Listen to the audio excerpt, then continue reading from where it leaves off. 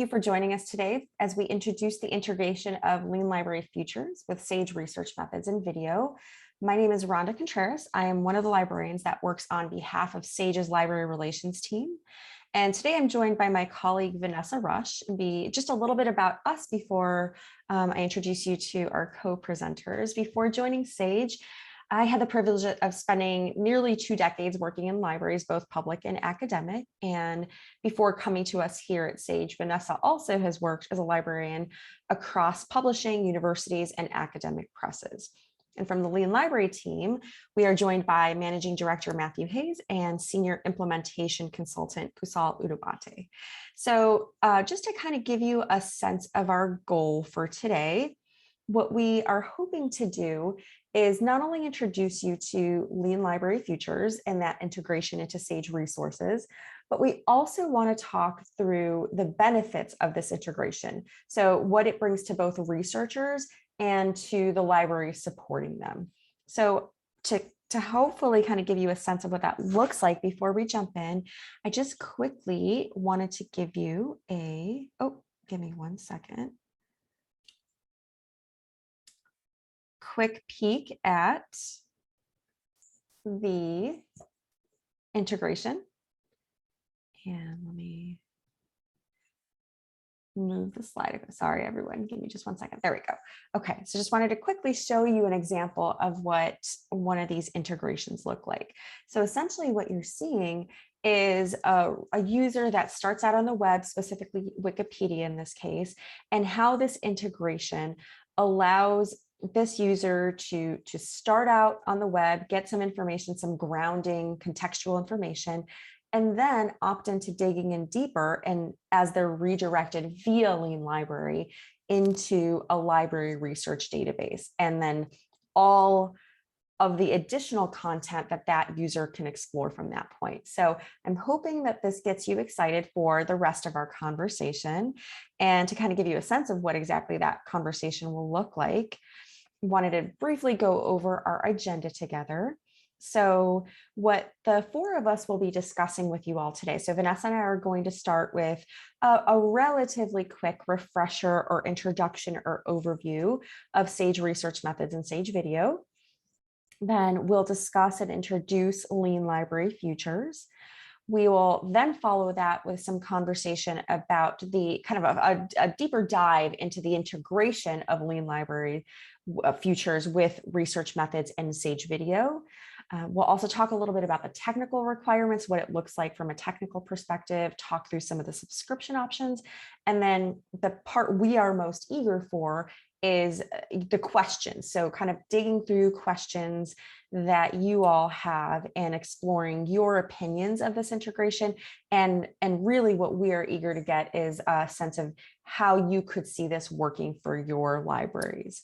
So with all of that, let's start jumping into our presentation. So you're gonna hear from me a little bit longer, and I'm going to start talking a little bit about Sage video.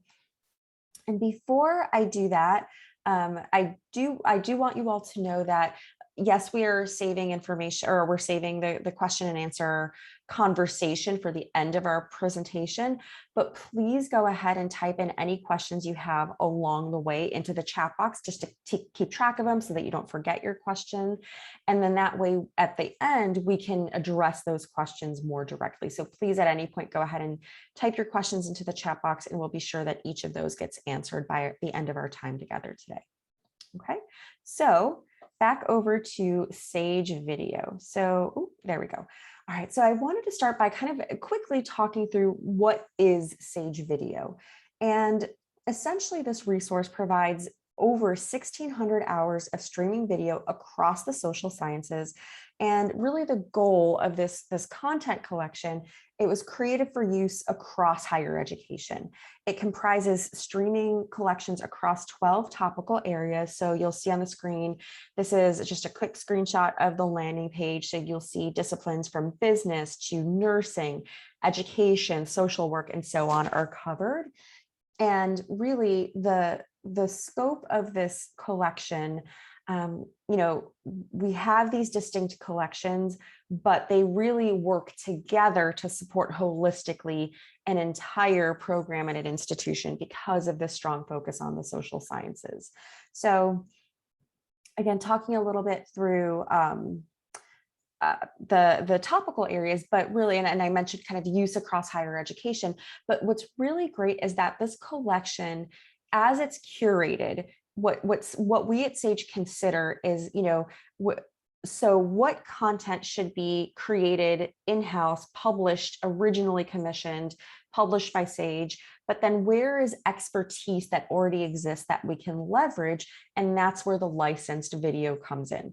So we're combining both originally published and commissioned content with licensed video, and all of the content across the board is developed in partnership with advisors and editorial boards, academics, practitioners across the globe to ensure that the needs of the research community are being met and that voices outside of Sage are being represented.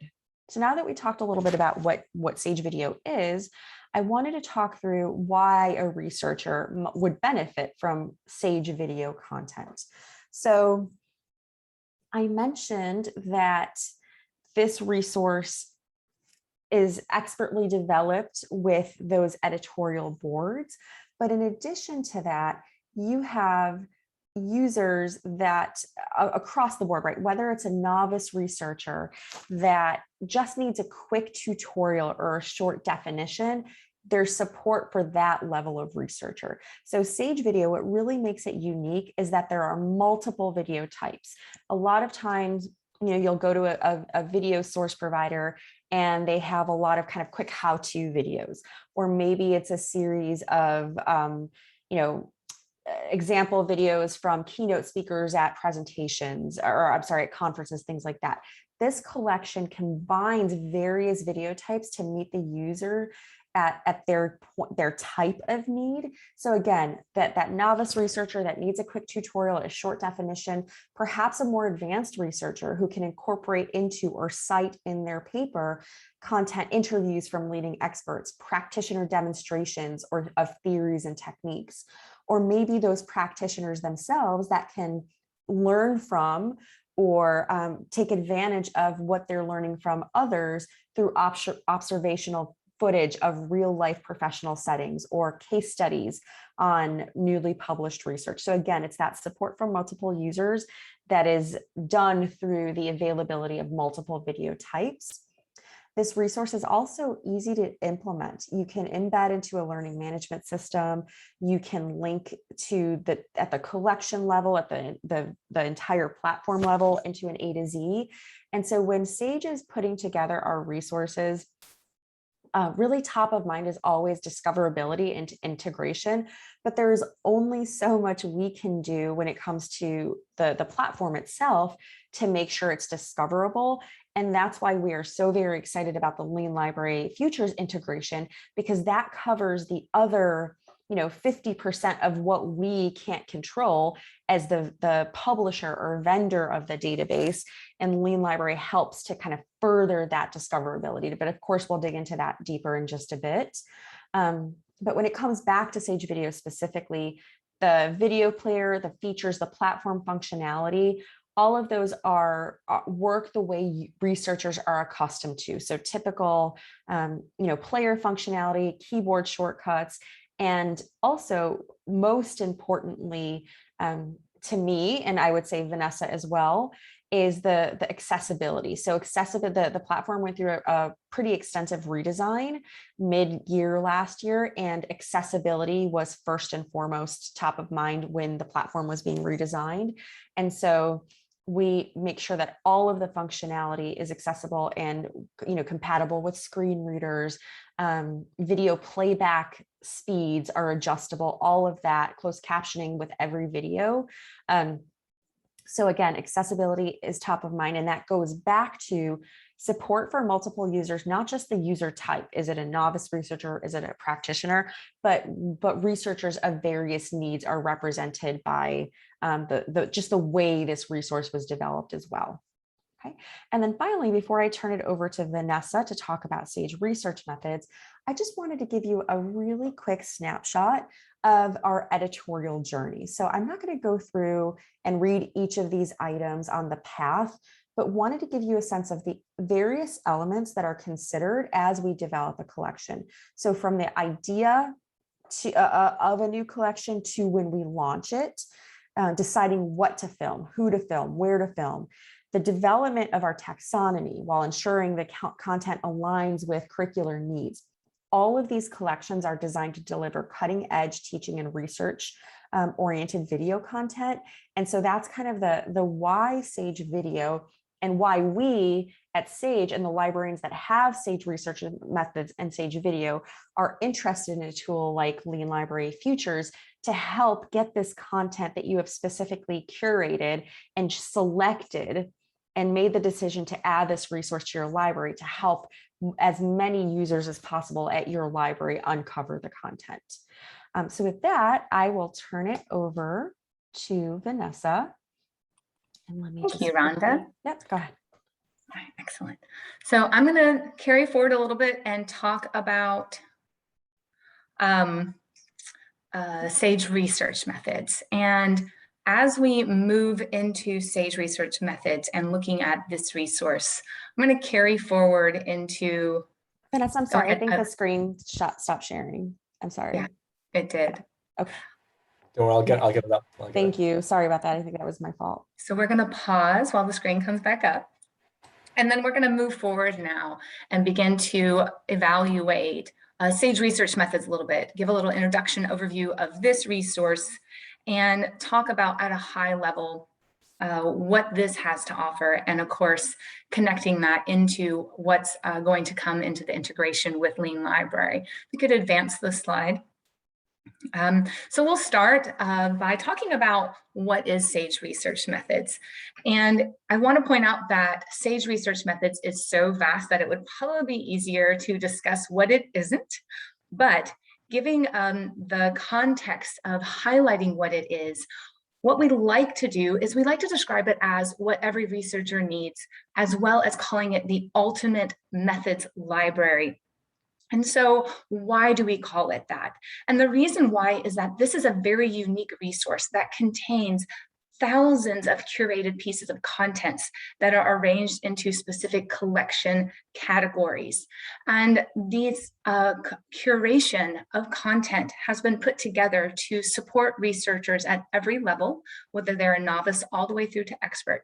It's going to serve them at any point in the research process, as well as support them from anywhere that they are accessing the content. So whether that's coming into the library, on or off campus, or through their course curriculum. And so as you can see here, those collections are put together to provide access to research methods, books, reference materials, and journal articles, as well as insightful researcher cases, data sets for teaching and learning how to work with data, as well as instructional videos that bring research statistics and evaluation to life. But then in addition to that, we also have collections built around the foundationals of research, looking at those core concepts, topics, arguments, and researchers who developed research methods.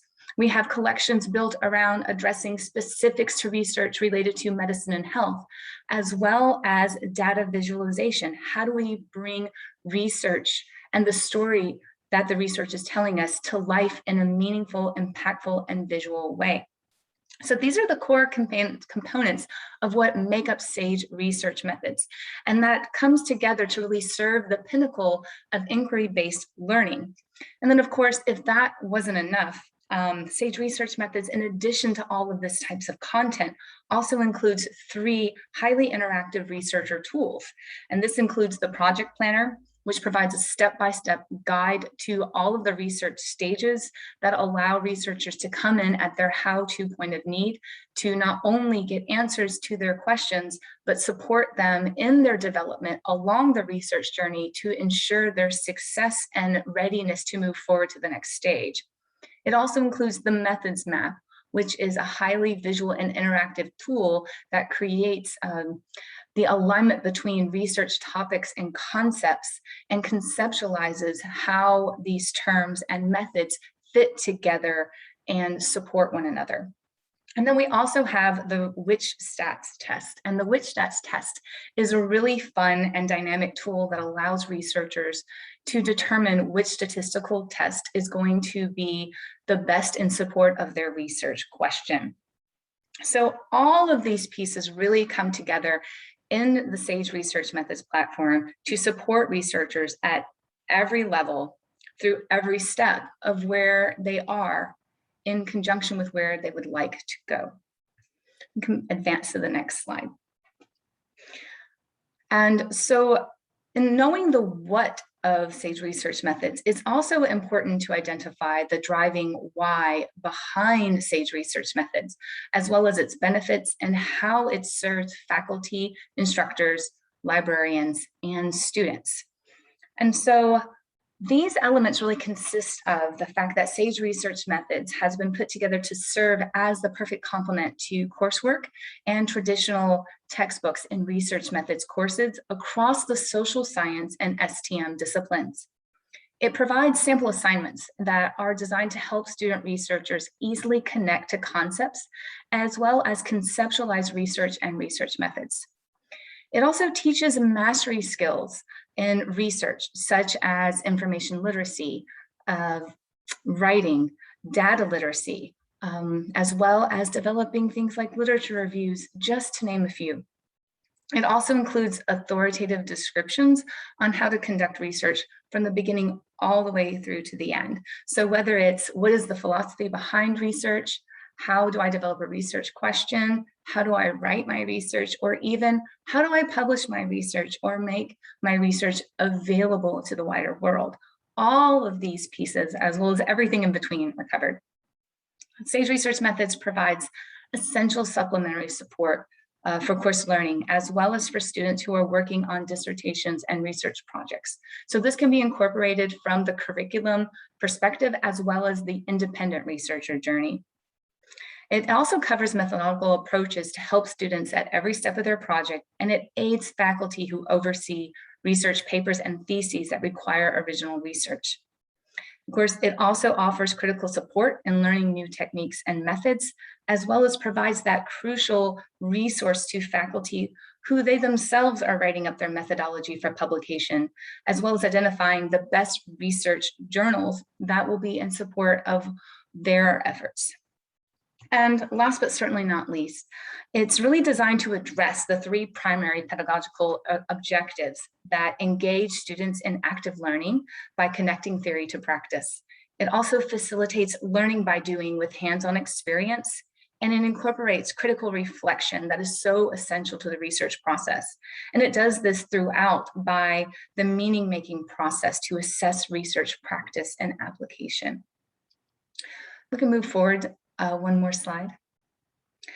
And so as we kind of saw in the intro video, there is that kind of point of need that happens when a researcher realizes that Wikipedia doesn't count as a literature review. And I hope that intro video kind of highlighted some of the real significant contribution that not only Sage Research Methods can do to really bring into the fold the awareness of what the research process is, but how the Lean Library integration can connect your patrons into that resource. And I'd also like to quickly just summarize by saying, as you can see by looking at this graphic, as it highlights the guidance that Sage Research Methods provides along the research journey. This resource is really designed to truly cover it all. And it makes learning how to do research understandable and meaningful by supporting that successful development and application of skills that are truly essential for today's researcher so that they can travel with ease throughout that process. And I'm going to turn it over to Matt to talk about the futures of Lean Library. Thank you so much, Vanessa and Rhonda. So we love being able to understand more about the context to a resource like Sage Research Methods and Sage Video, because it really helps explain why we're doing what we're doing with Lean Library Futures and why this all matters. So I'm just going to give you a very brief introduction to Lean Library Futures, so you can understand the capabilities that we're using for these integrations and the kind of universe in which they sit. So Lean Library Futures is a service for libraries. It's powered by a browser extension that library users download. And that browser extension allows us, by integrating with the library's holdings, its authentication systems, and its services and resources. It allows us to streamline access to the library's services and resources, to enhance discoverability of them, and as a result, to grow usage, ultimately increasing visibility and impact of the library on learning outcomes and research discovery, which is, of course, what we're all focused on as the most important end goal. How do we do this? Well, we do this by treating the browser extension as effectively an application for each library that sits on the patron's desktop. And in that browser extension, we bring in all of the library services and resources with the end goal of helping the library be able to be present in the life of their user, as opposed to being dependent on the user coming to them, so going out directly to the user. And what's behind this is integrations with these core areas of service provision from the library. So access to library subscribed resources is something that Lean Library has been focused on since its inception in late 2016.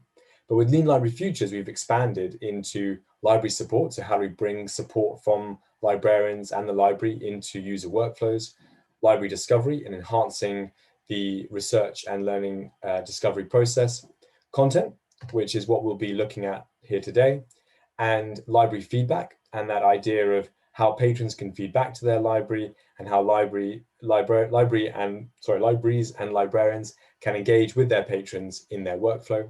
And then finally, library curation, that historic contribution of information literacy. How can we help libraries reach their users in their workflow and provide that really important information literacy context? So with that being said, the best way to explain this is to showcase a user journey to you. So in this example, the library user has the Lean Library browser extension downloaded, and the library has subscribed to Lean Library Futures. Before I begin the video, I just want to highlight on the right-hand side here, the little logo of Cardiff University. So that is something we call the workflow librarian. We inject that onto any web page where we have relevant library services or resources to support the user. And the idea behind the workflow librarian is that it's discreetly available wherever the user goes. And when they click on it, it expands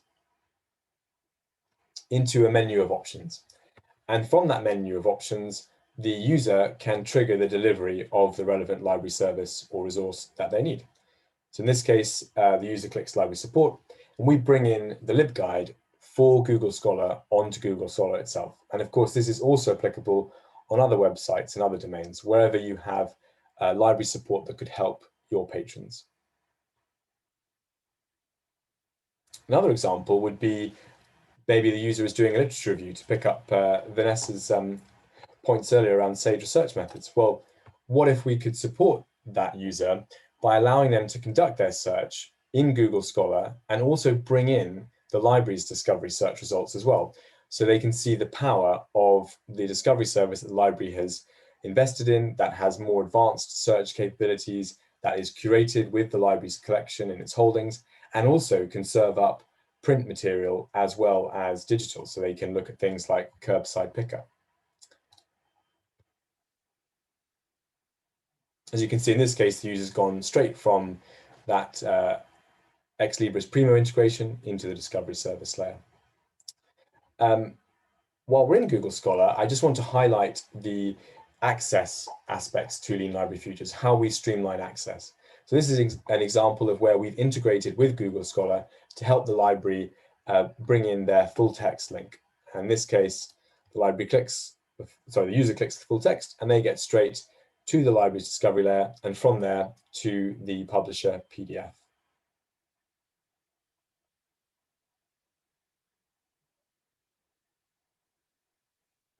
As you can see on the right-hand side, we bring in the library logo to always make it clear that it's the library that supported the user to find this content. And we do it for ebooks as well as journal articles and on any domain. So here we help the user avoid buying a book on Amazon and direct them to the library's holding of that ebook.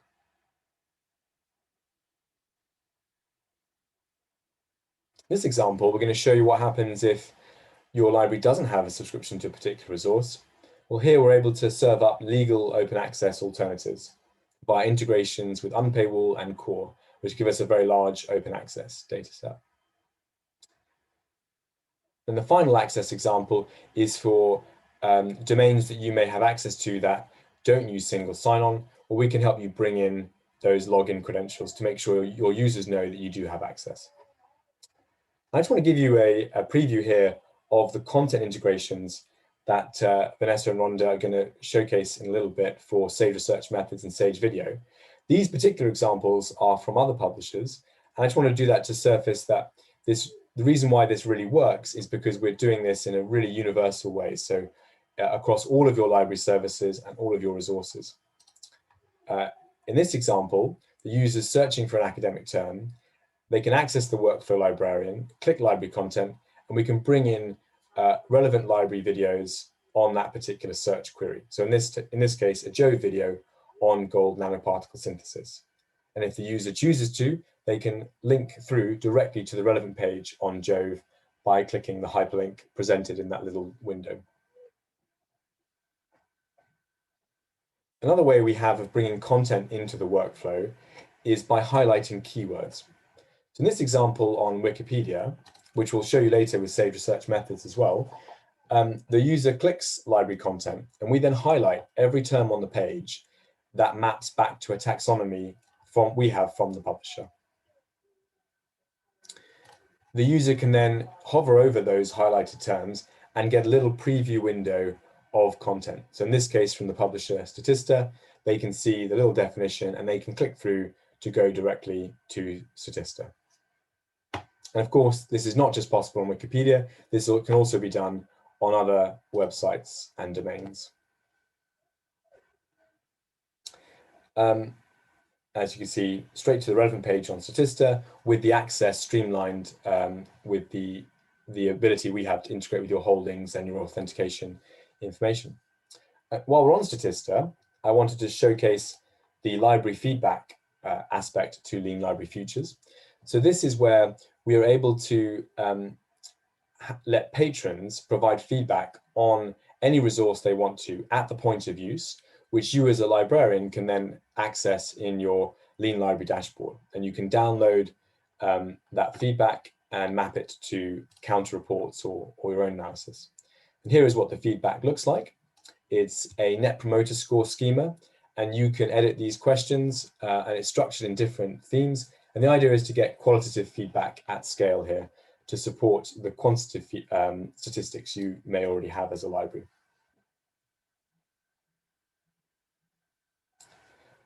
While talking about close relationships between librarians and patrons, here is the library chat integration. So you can bring library chat into any part of the workflow. I think this is going to be incredibly important as we see more hybrid access to the library. Then the final example I wanted to show you is something we call the Library Insights badge. So what you just saw there was the user navigate through the workflow librarian and access library insights. These insights can be configured by the library, and the idea is to bring information literacy into the digital workflow. So in this Library Insights badge, as it has been configured by this library, it surfaces citation context from Cite, but you could also bring in your information from Scopus or potentially a list of predatory publishers and flag whether content comes from a predatory journal, as well as retractions information and social media attention.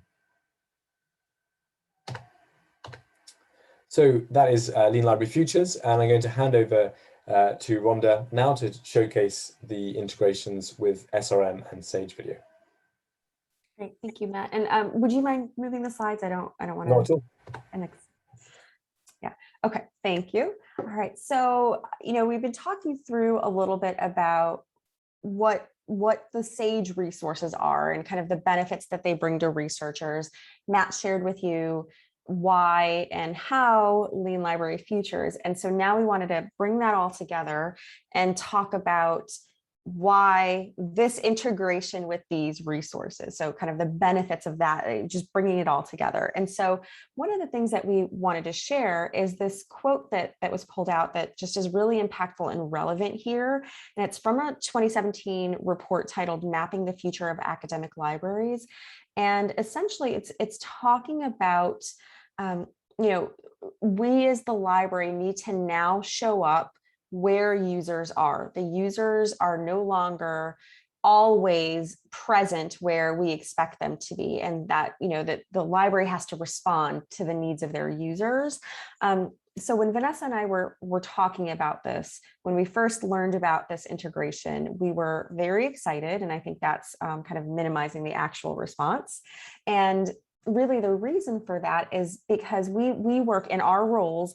We provide library instruction to our librarian partners at institutions, at public libraries, at universities, focused on SAGE resources. And a lot of those conversations are about usage. They're about increasing awareness of library services and resources, about ensuring that everybody's aware of the wonderfully positive impact libraries have on their users. And in this conversation, Vanessa said something very profound, as is the, per usual with Vanessa. And, it was a simple statement, but it stuck with me. And she said, we used to go to the library. Now the library needs to come to us. And that's exactly what this is doing. And so, if Matt, you want to bump over the next slide, please. Thank you. And so that's the behavior that this resource, this tool, this integration is providing. So across the board, where regardless of where that student, that researcher, that patron starts, you can be there supporting them kind of in the background. But once they start interacting with you via the integration, you are then front and center. So that researcher is continuously reminded of the support that the library has deliberately developed for them as a researcher. And so, Matt, if you wanted to move over to the example. Okay, so this again, we just talking through the example of the integration with SAGE research methods. So this is, replicating the experience of that researcher that comes to a website, in this case, Wikipedia. What we have found both before coming to SAGE, I worked at a library as a library director at an academic library, and the students would come to us, and primarily we it was a distance education program that I primarily supported, and the students were out on the web and they would struggle with the library, and it would take a lot for them to feel comfortable and acclimated to the library. And even I did some preparation for this presentation. I do research in my job all the time as I prepare to support the librarians that we work with. And even I, having access to all things SAGE, having access to, just a suite of, thousands of journals and videos and all of that, I still start on the web because I always want to contextualize my research topic. And this is, again, that behavior that's being supported, whether it's somebody that's deliberately starting on the web to contextualize, or a first-year undergraduate student that doesn't know better, that doesn't know that the library has invested significantly in all of these research databases. That researcher can start out on the web, and you decide this domain needs some guidance or direction, and this is a great location that can allow me to pull that researcher back into the library, or not necessarily pull back in, but kind of dovetail the research that they're doing on the web with the scholarly research or the library research databases that you're providing. So you'll see, we're in here looking at an entry on a research methodology, and then the integration allows that researcher to continue their journey beyond this Wikipedia entry and then into SAGE research methods. And then from there, look at all of the additional things that researcher can uncover. So started with ethnography, And Sage Research Methods begins to tell the story of how is this method, where is its relation in context to methodology across the board. So maybe if I just look at that Wikipedia entry, I would not know that, how to follow that methodology in my field work, or how to, virtual ethnography, right? All of those terms I would not have known otherwise. I'm able to now uncover because I moved from the web-based resource into the library's research database. Vanessa, would love your perspective on this as well as to the benefits of this integration. Yeah, thank you, Rhonda. So I think the main thing that I find to be just so phenomenal about this is that when I am working with students and working on workshops with students, particularly around Sage Research Methods, this is such a dynamic resource that having the awareness of its availability can really change the academic trajectory and progression for students as they go through their research. But then connecting them to it can become a really sometimes significant struggle, because as Rhonda said, that pre-research kind of area begins more often than not online. And this comes up a lot in student workshops. They will openly say, is it still okay for me to begin my research online? Or why should I, right? Why should I take from online into the library? And then the internet itself is so seamless. It's so easy for me to find what I'm looking for. So how do I make that connection? And you can tell there's a struggle, a pain point that exists, because in their academic awareness, they know that library resources are a course where they need to go and how they need to access things, but navigating through it, discovering it, working with it can sometimes really be a struggle. So even a resource as phenomenal as Sage Research Methods, which has so much content, how do I find the right content, right? We have a world that's been very easy through Google to kind of put almost what you're thinking in, and it will realize that for you. So when those questions come up, the thing that I find really helpful here is that Lean Library Futures has anticipated and removed that pain point, right? It's not only allowing the library to kind of involve itself right at the point of where the researchers are, but it's saying, here is the content that's going to support you best in where you need to go academically. And I think this makes it not only seamless for the user, but it's really going to continue to help them develop not only their researcher skills, but those good information literacy skills that they need for engaging with the larger information world.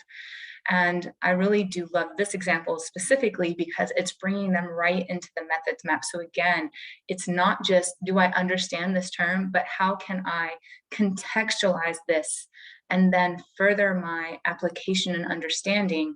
How can I refine my approach? And then, of course, advance where I need to go as a researcher. And having the library right there every step of the way to support that is so essential for the overarching student success in their studies and in their research. Thank you, Rhonda. Thanks. Okay, so now we'll talk through a little bit about the Sage video integration. And yeah, perfect. Thanks, Matt. So I'm just going to let this video run for a bit before we talk through a little bit about the benefits here. And so in this instance, you have a user that went straight to YouTube looking for information on a particular topic. And then they are brought from YouTube. They pursue kind of explore that through the integration, and there are Sage videos available related to that content that the user can view from there. Now, when it comes to Sage Video, I think that the benefit here, there's layers, and a lot of them kind of touch on what Vanessa said about information literacy, research skills, kind of information consumption. But one of the things that I like about this conversation is that what Lean Library Integrations allows us to do is not discourage users from starting out on the web.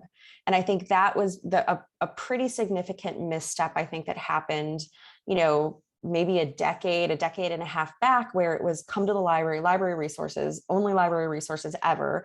And there is a wealth of information that out on the web that you are kind of discounting right off the bat if that's your message. But the other piece of that is that you are not allowing that user the opportunity to build their research skills. So this is, they come here and they can start to decide, yes, this YouTube video, based on me evaluating it, okay, I know who this content creator is. He or she is an expert for XYZ reason. It's a current video, it's applicable to my topic, right? All of that typical evaluation. This video, not so much. I don't know who this person is, let me ignore, but then let me go ahead and see what my library recommends. So it's that full picture. They're allowed that experience to actually conduct research themselves, and then they can use you to further guide through Lean Library integrations, or I'm sorry, Lean Library Futures integration, to help you guide them in their research journey. So the video functionality, I think, to me just is so impactful, because I sat in on a webinar about streaming video earlier this week, and really the use of it in instruction. And one of the things that I was a professor from University of Toronto, and one of the things he was saying is that video in current times, right, with everybody in kind of a Zoom world, right, in distance education and hybrid, or whatever model you're in, video allows you to humanize the experience, and it also allows you to kind of help paint the picture that you are trying to get the student, in this instance, to understand, and you're eliminating the need for them to kind of create that picture in their head with video, because you're showing them what you're trying to say, and all they have to do is learn the concepts that you're presenting through the video. And so this is kind of encouraging students and researchers and patrons of libraries across user types to explore video content, but then you are also kind of pulling in that more academically minded content as needed and as relevant. So I think the video integration is huge in current times, and to meet specifically student needs in this distance education environment. But all told, I think generally speaking, just kind of driving this usage back between web-based content and library content is just a great marriage of support for your user groups. And Vanessa, turn it over to you here for your perspective again. Yeah, absolutely. I think the main thing that comes to my mind, just capturing kind of all of this in a very succinct message, that this is really an enhanced level of facilitated serendipity. When we think about the significant roles that the library and librarians play as that gateway, and knowing that there are always new ways for us to be there in support of patrons. And then really, truly, as Rhonda was saying, supporting them in that discernment, right? Because how do you ever develop a skill if you don't practice that level of being able to compare, to hold certain standards accountable? And that's why that significant being able to come in through the web, and then being able to gauge the range of resources, and then having the library to guide and support where they need to go next, I think is just where this really nice essential piece is. And you can do that wherever they are without shelves now. And I think that that's a really nice kind of way to think about not only Lean Library Futures, but the future of librarianship. So I'm going to turn it over to Matt to carry us forward in the presentation. Thank you so much, Vanessa and Rhonda. So Vanessa and Rhonda have spoken much better to the benefits than I can. But in terms of what we are tracking at Lean Library from a quantitative perspective, we're working with the libraries that use our browser extension and this Lean Library Future service. And the thing that strikes us is basically this increase in usage of the resources that you've invested in. So this is an example of a case study where with the NHS Merseycare, where we find that in implementing the browser extension to streamline access, that sees substantial increase in the usage of your collection. And it's very easy to understand when you think about the reduction in turnaways, and just that most researchers, if they can't access the content, would just find alternatives and maybe not even use the content in the first place. But in being able to get that access simplified, we do see dramatic increased use across all the different parts of the collection. Specifically, where we are not just streamlining access, but enhancing discoverability, these particular content integrations are very new for Lean Library, but we have had some experience integrating other library resources like LibGuides. And this is a pilot that we did with Utah State University. And here are the results from earlier this year. And you can see in a like-for-like period with the Lean Library browser extension deploying that LibGuide onto Google Scholar versus a before period where the LibGuide was just accessed through the library's A to Z, we saw a substantial increase in usage, over 600%. And you can imagine when that is extrapolated to all the different LibGuides and to all of the other library services and resources, this will deliver quite dramatic increased usage of the collection and the library services. And I think then that comes back to Vanessa and Rhonda's points about what is the real benefit for that. And that's where it's helping drive forward research and improve the learning outcomes. And now I'm going to hand over to Kusal, who's going to explain to you how we achieve all this.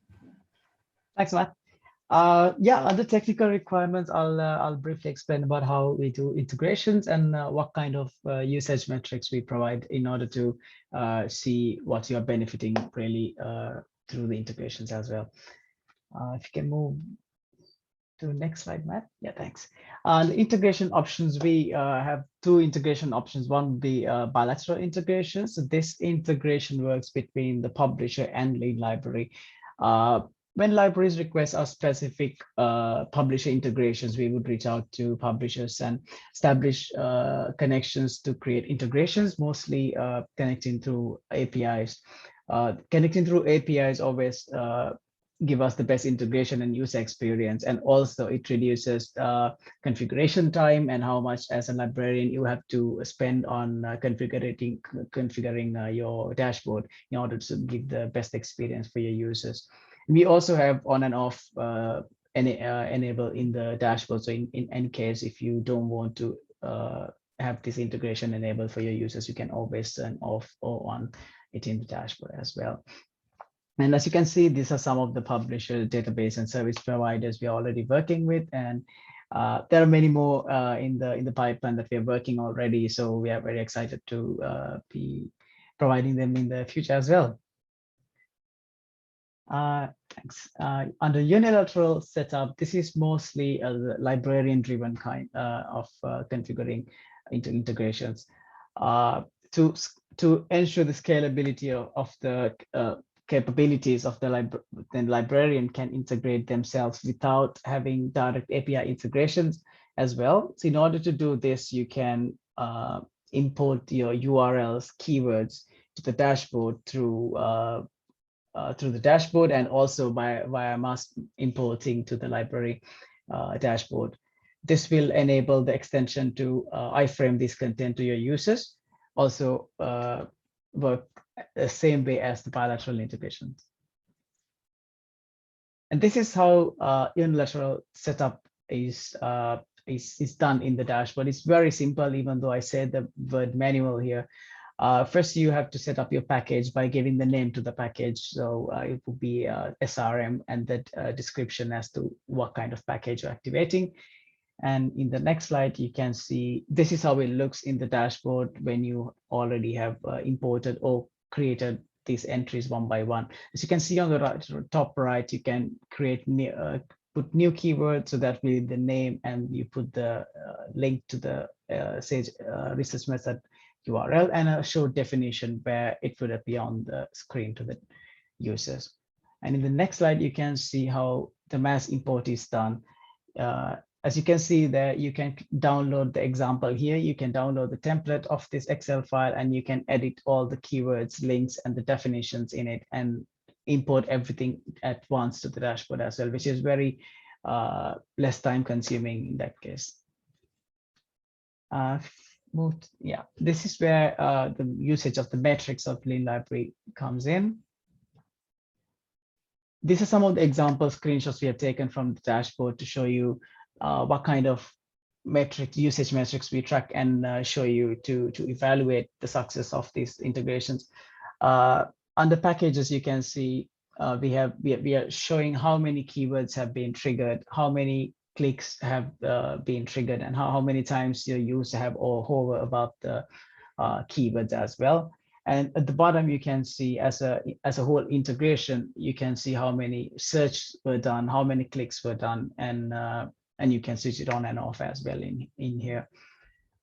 And to say that we are already working with Counter to be Counter compliant in the future. So we are excited to provide you Counter compliant initiatives in the future as well. Thanks, Matt. Thanks so much, Kusal. So as Rhonda said at the outset, we're super keen to move on to questions, but just very briefly on subscription options. So Lean Library is available in 3 different packages at the moment. So we have our core access solution, Lean Library Access. We have our partnership with SpringShare, which brings that core access solution together with the LibGuides integration that deploys LibGuides into the workflow. And then we have Lean Library Futures, which encompasses all of that, in addition to all of our publisher integrations and other library service and resource integrations. And for these particular integrations, it's really Lean Library Futures that we're talking about as a subscription option. So if you're interested in taking this forward and perhaps setting up further conversations with either Sage colleagues or with the Lean Library team, please reach out to us directly and we'd be delighted to help. And so now we would love to take your questions. I'm going to stop sharing my screen.